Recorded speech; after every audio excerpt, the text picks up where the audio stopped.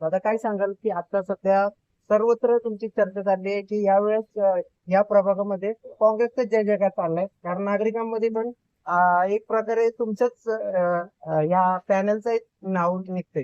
हे बघा, कुठल्याही कार्यकर्त्याने विकासाच्या संदर्भातला एकूणच चांगल्या पद्धतीचा नाही का मार्ग स्वीकारला आणि विचारधारेवर कायम राहिला तर त्या ठिकाणी नागरिक अर्थात मतदार हे त्या कार्यकर्त्याच्या पाठीशी उभं राहतात. हाच अनुभव मी या ठिकाणी घेतोय. मागची 22 वर्ष या प्रभागामध्ये टीएमचे सदस्यपदापासून सुरू झालेला प्रवास, त्याच्यानंतर नगरसेवक पद, महापौर पद, आईचं नगरसेवक पद, आईचं महिला बाल कल्याण समितीचं अध्यक्षपद, या सगळ्या प्रवासामध्ये वानवडीला प्राधान्य दिलं, पुणे शहराला प्राधान्य दिलं.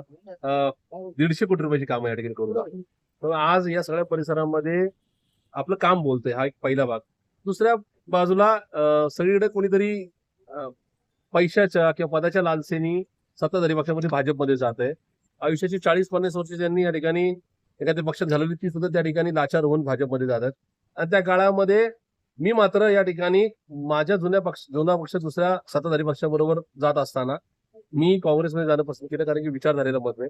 शेवटी आम्ही शाहू फुले आंबेडकरांची विचारधारा नाही का मानतो. त्याचबरोबर नेहरूंची गांधीजींची काँग्रेस आमची खरी काँग्रेस आहे आणि म्हणूनच मी काँग्रेसमध्ये आलोय. त्याच्यामुळे याची चर्चा वानवडीत झाली, मतदारसंघात झाली, शहरात झाली, राज्यात झाली, अगदी देशात सुद्धा झाली.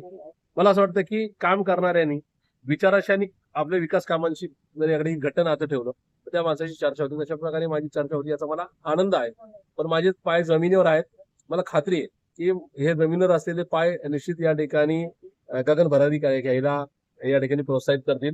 माझा वानवडी साळुंकेर मतदारसंघातील प्रभागातील नागरिकांवर विश्वास आहे. इथून श्री साहिलजी केदारी, रत्नप्रभाताई जगताप, शमिकाताई जांभूळकर आणि प्रशांत जगताप हे चारही काँग्रेसचे उमेदवार बहुमताने निवडून येतील याची मला खात्री आहे.